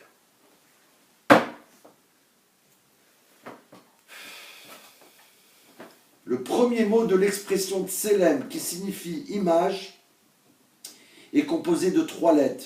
Tzadik, Lamed, Mem. Chacune d'elles reflétant un niveau différent d'émanation divine dans l'âme du prophète. Et il les énumère. Tzadik, la première lettre, correspond au miroir, reflétant la lumière intérieure contenue dans la conscience rectifiée et vertueuse de tous les prophètes. C'est que le Mashiach, il va rectifier chaque créature. Puisque lui-même, il est comme ça. Il a le pouvoir de rectifier chacun. Le Rav Ginsburg, dans tous ses livres, qui dévoilent toute la connaissance du Rabbi dans le monde, permet, il a fait une école en Israël, pour former des maîtres, qui vont pouvoir donc guérir, et donner le pouvoir à la personne qu'il va guérir, de pouvoir guérir les autres, de les rectifier. C'est rectifier dans le Rectifier la conscience. C'est-à-dire laisser son Yetzerara de côté Oui, et remplir les missions pour lesquelles nous sommes là. oui. Ça, c'est plus dans le domaine de la Tchouva. Mais disons qu'il va plus avoir la possibilité de se réaliser grâce à la rectification qu'il va avoir par rapport à son âme, telle qu'elle est à l'origine, et qui a été entachée ou endommagée par l'histoire du monde. Ah, donc on va voir tout ce qu'on a fait dans les précédentes vies, peut-être. Peut-être. Ça, je sais pas. Ça, c'est un niveau de la résurrection des morts. Enfin, c'est un niveau de Mashiach. Mais avant tout ça, on a la possibilité, grâce à la chassidoute, J'ai peur. Hein. non, grâce à la chassidoute, qui est un miroir, justement, et là on comprend pourquoi, on va pouvoir se rectifier. Quand on va me montrer mon Tselem, et on va voir, et je vais voir, on va me faire voir le Tselem Elohim, je vais voir tout ce qui ne va pas, ça ne va pas correspondre du tout peut-être à l'image, je vais pouvoir rectifier. Tant que je ne vois pas, je ne peux rien rectifier. Ouais. Grâce à la Torah, je vais pouvoir rectifier. Du coup, après que j'ai vu et que j'ai rectifié, je peux rectifier les autres et les aider eux-mêmes à... Donc ça va être comme ça dans le monde entier, aider chacun. La lettre, alors, Tzadik, correspond au miroir reflétant la lumière intérieure contenue dans la conscience rectifiée et vertueuse de tous les prophètes. La deuxième lettre, Lamed, correspond à la vision claire, telle qu'elle apparaît dans la révélation de la Chaya, le deuxième plus haut niveau de l'âme, dans les visions relativement claires d'Aaron. Et le même final, troisième lettre, correspond à les visions claires, telle qu'elle apparaît dans la révélation du niveau de la Yechida, le plus haut niveau de l'âme, dans les visions totalement claires de Moshe Rabbeinu. Donc on retrouve ça dans Tselem. On retrouve le Tzadik, Moshe Rabbeinu, Aaron. Ouais. Tzadik, enfin... Oui, Tzadik, parce que Aaron c'est la lettre, mais qui correspond, Tzadik Lamed même, la lettre Tzadik correspond au miroir, c'est le miroir là, ouais. transparent. Et on retrouve, parce qu'il y a la transparence pour Moshe, et il y a proche de Moshe, parce qu'on a vu qu'il est proche de Moshe, puisqu'il est son frère. Et ça veut dire son frère que pas que dans le fait qu'il est son frère véritable, c'est qu'il est vraiment frère aussi au niveau de la divinité. Connexion. Le niveau de prophétie correspond au marais, reflète à la fois le Lamed et le Mem. Les deux plus hauts niveaux de l'âme, Chaya et Yechida, qui sont les deux lumières transcendantes qui sont généralement inaccessibles à notre propre conscience intérieure. Ce qu'on avait dit un peu avant, le niveau de Chaya et de Yechida, on ne peut pas avoir accès vraiment, sauf à des moments propices. Pour le Rabbi là, il vit avec les 5 niveaux dévoilés complètement. Là, on parle de l'âme juive. On ne parle pas de l'âme non juive. On parle de l'âme juive, mais n'oubliez pas que le Rav, il répond à cette femme qui n'est pas une juive. Et ça, c'est dans la réponse de... C'est la réponse. Parce il que... lui explique Alpi Torah. Donc il lui a fait la réponse et puis après l'explication. Mais oui. D'accord. Donc ça, c'est toujours dans la réponse du comme on a dit, les Lévim, aider le monde à guérir, c'est lui dire, voilà, vous êtes malade, je sais quelle maladie vous avez, j'ai le remède, je vais vous le donner, et je vais vous l'expliquer. Pas simplement vous donner un cachet, je vais vous l'expliquer. Comme cela, vu que vous avez connu cette maladie, d'accord, si la divine providence vous met en relation avec quelqu'un qui aura eu cette maladie, vous allez pouvoir lui donner de l'aide et le guérir. Tu as vu cette puissance? Ça, c'est les mots de Yechia Meller. Je ne les ai pas lus là-dedans, mais bon, avec l'aide de Dieu, je pense que c'est comme ça. Parce que j'ai entendu que c'était à peu près comme ça, donner la possibilité aux autres. Je vais repérer la même chose qu'elle a, moi j'avais ça. Pas se contenter de donner comme ça un médicament, une cocoette, non. Regardera ce qu'il fait, dans les détails, et c'est pas fini. Je sais pas si on va y arriver un jour. Je sais pas, c'est la lettre numéro 13. Ok, on va s'arrêter à ce... Il est 37. Ah, ici. Ok. Je t'avais répondu. Moi, avec plaisir, jusqu'à minuit. Niveau de prophétie miroir correspond à la lettre du Tselem, Tzadik, qui correspond au titre de prophétie, tous les prophètes. Niveau de prophétie Lamed, la lettre du Tselem, Aaron, vision claire, et Moshe. Même finale, Moshe. Donc Aaron et Moshe, ils ont une vision claire, bien qu'elle n'est pas la même. Ouais. Mais ils ont une vision claire. Parce qu'il est proche de lui, on a dit. Voilà. Le Rav Gizmo, Toda ce qui est Rabba. intéressant, c'est qu'il met tout le temps des tableaux. Tous ces cours, Baruch Hashem. C'est extraordinaire. C'est plus parlant, ouais. Non, mais ça veut dire, voilà, c'est Ça ça, on peut clarifie. s'en resservir. Il y a un livre où c'est que ça, parce que ça traite sur plusieurs... je vous amènerai le premier livre qu'on a fait à l'occasion. Il y avait un tableau, non, pardon, tout simplement, il y avait un tableau avant. Oui, donc après on a une vision claire, Baruch Hashem. Alors, pour nous, il faudrait qu'on se rappelle, si c'est possible de noter, ça me ferait plaisir d'avoir une petite note. Alors, on termine avec ça et je vais donner où on en est. Donc, il explique donc le niveau de prophétie correspondant au marais reflète à la fois le lamed et le même. Ça, il faut que je voie ce que c'est parce que j'ai pas compris ce que ça veut dire. Pour l'instant, les deux plus hauts niveaux de l'âme, Chaya et Yechida, qui sont les deux luminaires transcendantes qui sont généralement inaccessibles à notre propre conscience intérieure. Marais, ça doit être la vision aussi. Pour des plus amples détails sur les différents niveaux de l'âme, se reporter à notre ouvrage Anatomie de l'âme. Waouh. Il existe en français ou pas? Pas encore, on attend que Frédéric elle gagne le loto. Ah bah Bezrat Hachem, hein. Non mais j'espère que vous allez comprendre pourquoi c'est. On doit faire traduire tous les livres du Rav Gizmo en urgence. Non mais c'est sérieux. Oui, À mon avis, ça viendra pas de l'argent du loto. mais je J'ai sais pas. dit ça Non, mais... pour pas qu'elle croie que je lui dire d'ouvrir son coffre fort là. Notre ouvrage Anatomie de l'âme ainsi que dans notre livre en hébreu, Anefesh. Ah, il y a tellement de choses Voilà. à traduire. Ok, donc on en est à la page du livre du Rav Gizmo 132. Toda. Un bon cœur, 132 encore, on Ah retrouve là 32. là. Ok. Et on abordera prochainement, si Dieu nous permet, je ne sais pas, au niveau du chapitre 7. Ça c'est pour ça. On va dire un petit mot du Tania parce qu'on avait dit, on est obligé que ce qu'on a dit de le faire. Ok, donc merci Hachem déjà pour c'est des merveilles. Maintenant, concernant l'étude du Tania, quelques minutes.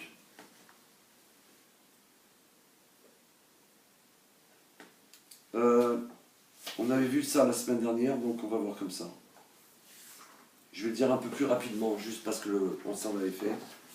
Dans le chapitre 4 qu'on est en train d'aborder du Tanya Kadisha, du chapitre Sha'ar Ichud Ve'emunah, il est écrit en effet que l'éternel Dieu, Havaya Elohim, parce qu'il y a les deux noms là, et le soleil est son bouclier. Le bouclier désigne ici un écrin protecteur du soleil, permettant aux créatures de le supporter.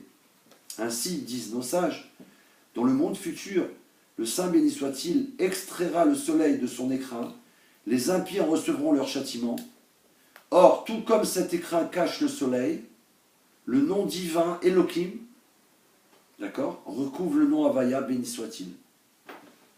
On avait vu les détails de ça. Ah, ok. On reverra si Bezrat Hachem. Là, je veux juste pour qu'on avance un peu. On reverra ça, c'est très important. Donc, en vérité, on avait vu quoi? Que c'est une bonté que Dieu il a fait. De se cacher, de se voiler. Sinon, on n'aurait pas pu exister. Aucune créature n'aurait pu vivre. D'accord? Le nom Havaya suggère que tout a été créé à partir du néant.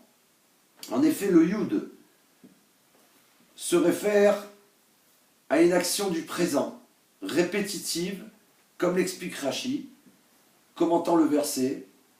Ainsi fait Yov tous les jours. Ça mérite une explication. C'est le premier des 4 lettres du nom divin Havaya, le Yud, dont le Tanya fait ici une étude étymologique.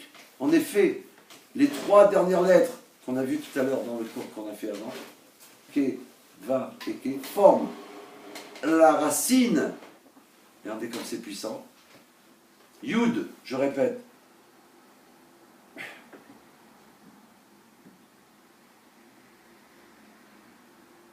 se réfère à une action du présent. D'accord? On a vu qu'il crée d'une manière répétitive le monde à partir du néant. Les 3 lettres qui vont suivre, Ke, Vav, Ke, forment la racine du verbe Me'ave, qui veut dire conduire à l'existence, dans le nom divin. Yud, c'est le départ, conduit à l'existence. Constamment.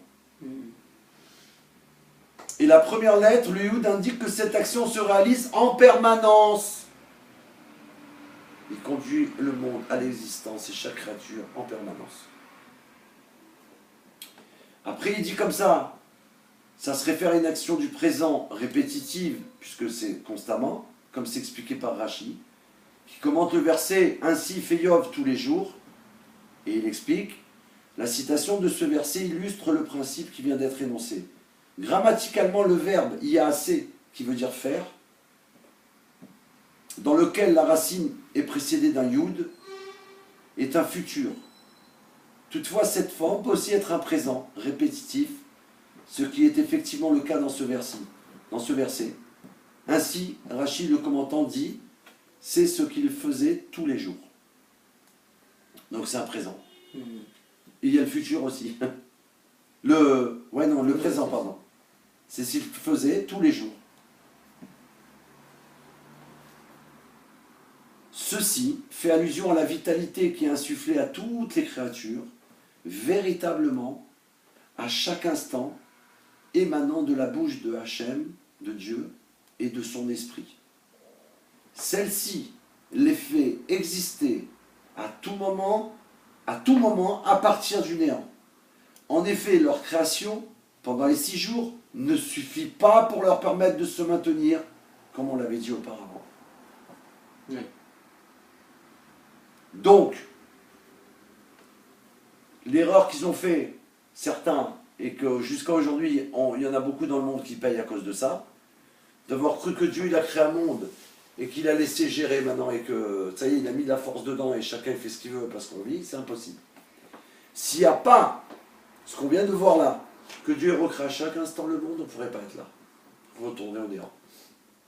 C'est la philosophie grecque, ça, de dire que Dieu a existé et qu'il est parti. Ouais. C'est ça. Hein. C'est-à-dire qu'il croit en Dieu, ou il croyait en Dieu, et il croit toujours en Dieu, mais il pense après qu'il a laissé donc les manettes à tout ce qu'ils appellent Dieu, ou qu'ils ont appelé Dieu, etc. Voilà. Non, mais le problème, c'est qu'ils ont mis le monde dans l'erreur. Parce que la Torah elle est claire, si c'est pas en permanence et constamment, on ne pourrait pas exister. Dieu, il investit dans sa création En chaque permanence. instant. En permanence, il est pas En déconnecté, permanence. il est tout le Et temps là. plus, les Rahamim, les sages de la Torah, ils viennent nous dire qu'il est là. Et c'est là qu'il veut résider. Tout le but de la création du monde que Dieu il a fait, béni soit il est, c'est que parce qu'il veut qu'on lui fabrique une demeure ici-bas, dans ce monde le plus bas. Là ici où on est, nous. Ici, que ce soit cachère, que nos yeux voient propre dehors, qu'on entend parler du bien, qu'il peut marcher partout, qu'il est chez lui. C'est sa maison, son endroit. Et il nous a donné à nous de faire le travail. Merci Hachem, merci à vous. Que ça profite à nous et à vous aussi, vraiment, Bezrat Hachem. On se retrouve très prochainement dans le Beth Amikdash, dans la Géoula. Amen, amen. On espère tout de suite, vraiment. Et là, c'est Mashiach lui-même qui va nous révéler les merveilles d'une façon de vision. On a vu ce que c'était la vision maintenant. La vision de Moshe Rabbeinu telle qu'elle est transparente, sans aucun... Des merveilles, des merveilles. Alors, voilà, mardi, c'est l'anniversaire du Rabbi Gimel Tammuz. Un mot quand même. Et donc ce jour-là, c'est le jour où Hachem il a voilé à nos yeux la possibilité de voir le Rabbi comme avant. D'accord? Et alors on peut dire quand même quelque chose sur le Gimel Tammuz, puisqu'on a parlé du soleil du bouclier. Et j'ai entendu un cours du Rav Dinovitch merveilleux, que Moshe Rabbeinu, c'est rapporté dans la Torah, il est considéré comme le soleil, comparé au soleil, et Yoshua à la lune. Son élève, qui va devenir le successeur de Moshe. Plutôt la continuité, l'extension de Moshe. D'accord? Alors, mais il s'est passé un miracle grandiose, qui est rapporté dans la Torah. C'est le d'ailleurs marqué qu'il est qualifié ce miracle comme le plus grand de tous les miracles que Dieu a fait pour le clan d'Israël. Qu'est-ce qu'il y a eu? À l'époque de Yoshua qui faisait les guerres divines à la demande d'Hachem, il est arrivé un jour à Givon, c'est un nom d'une ville, et là il battait leurs ennemis en retraite, mais ça a pris plus de temps que prévu, et on était, je crois, si je ne me trompe pas, je demande pardon à Hachem, mais je veux pas, on peut vérifier quand même, en tout cas, je crois que c'était Rêve Shabbat, la veille de Shabbat. Et donc, si c'est ça en tout cas, Yoshua, ne voulant pas transgresser Shabbat, bien qu'il aurait pu le faire puisque c'était un ordre divin, mais il n'a pas voulu quand même. Qu'est-ce qu'il a fait? Pour terminer la guerre avant Shabbat, il a donné l'ordre au soleil d'arrêter sa course. Et le soleil s'est arrêté. C'est rapporté dans le Chumash, dans le Torah que Dieu l'a donné à Moshe. Il a arrêté sa course, Yoshua il a continué, comme tu dis, là, il était maintenant 3h30, 80 quarts, et s'est arrêté. Donc j'arrive à l'heure au mariage parce que c'est important, Hachem.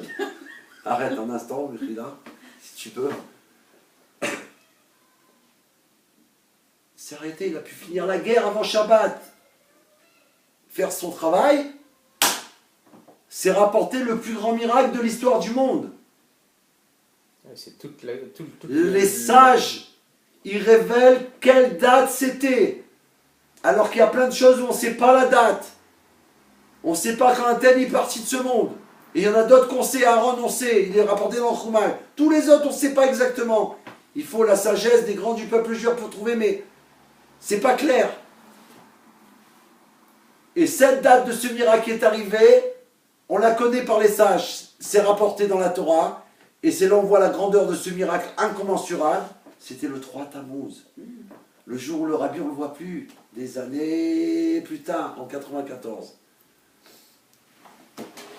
Et là-bas, le rabbi fait un commentaire magistral sur son beau-père, le rabbi, qui lui-même était en prison, qui devait être envoyé en exil pendant plusieurs années, et que ça s'est transformé.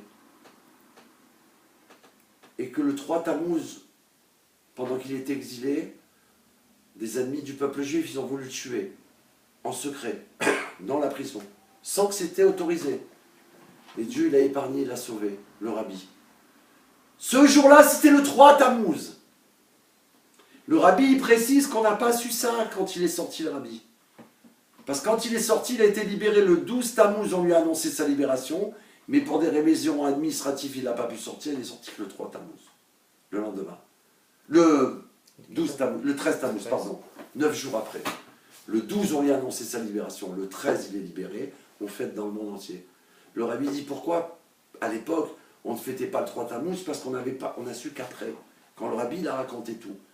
Et il dit qu'en vérité, le 3 Tammuz, c'est là le jour, Atralat HaGeoula, le rabbi dit. Ce jour-là est appelé Atralat HaGeoula, le début de la délivrance. Il allait mourir. C'est le début de sa délivrance. C'est transformé. Et il sort le 13. 9 jours après, au lieu d'aller 6 ou 7 ans, il ne serait jamais revenu, en exil là-bas en Sibérie ou dans les trucs comme ça, c'est impossible. Et le rabbi, il dit, Atralat HaGeoula, ce jour, il doit se fêter comme étant le début de la délivrance. Quelques années plus tard, le rabbi, on ne le voit plus le 3 Tammuz. Mais le rabbi nous a prévenus. Pourquoi il a fait tous ces enseignements pour nous dire que ce jour-là, c'était le plus grand miracle de l'histoire du monde? Josué, il a arrêté le soleil. Qui c'est le soleil? C'est Moshe. C'est marqué dans la Torah. Moshe Rabbeinu. C'est lui le soleil. Yoshua, il est la continuité, il est la lune. La lune, elle reçoit du soleil. Tout le temps. Alors il explique le Rav Dinovitz, que Dieu le bénit, qu'en vérité, chaque racine qui est attachée au rabbi, à Moshe Rabbeinu, et qui sait d'après la Torah que le Moshe il est toujours là vivant, dans un corps, pas une âme, comme certains tzadikim, comme tous les tzadikim, non, parce que lui, le Mashiach, c'est autre chose. La Torah dit que le Mashiach, la mort ne peut pas le toucher parce qu'il est éternel. D'accord? Celui qui est attaché au rabbi de cette manière-là, en sachant qu'il vit dans un corps matériel comme avant, et encore plus qu'avant, il dit celui-là, il s'appelle comme Yehoshua. C'est Yehoshua. Il est le reflet de Moshe. Il annonce au monde. On vit avec le rabbi. Tout ce qu'on fait, c'est grâce à Hachem par l'intermédiaire du rabbi. On vit avec le soleil en permanence. Et c'est rapporté dans le Zohar, pour terminer, que Mashiach, il va se dévoiler un jour, ça a été fait en 90, même avant, mais officiellement en 90, pour qu'ensuite il va se cacher. C'est rapporté dans le Zohar, à la fin de Daniel, et ensuite il va revenir pour l'éternité. On est dans cette phase de préparation Bézant Hachem. Donc on m'a dit, c'est une très grande date. Il a arrêté le soleil, mais c'était quoi la chose? Pourquoi il a arrêté? Pour finir la mission divine. Moshe Rabbeinu lui-même, le rabbi dans notre génération, il a arrêté le soleil. C'est lui qui a tout arrêté pour qu'on finisse la mission. Et il nous donne à nous le mérite. Nous, alors qu'on a à voir avec la Géoula. On est quoi? Merci. Oui, mais bon, Un plus un plus un plus un. bien sûr, comparé à Moshe.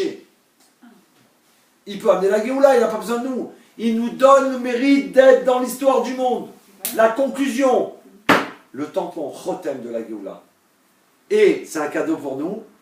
Le rabbi a dit que ça passe par la France. Tzarfat égale 770. Tzarfat égale France égale 770. Qui veut dire aussi Beth Mashiach, la maison du Mashiach, la maison du Messie. Le mot hébreu. Beth Mashiach égale 770. Tampon là, on se bouge, on diffuse, et tout de suite c'est la Géoula. Now, Yechia Meler. On peut couper? Bye bye.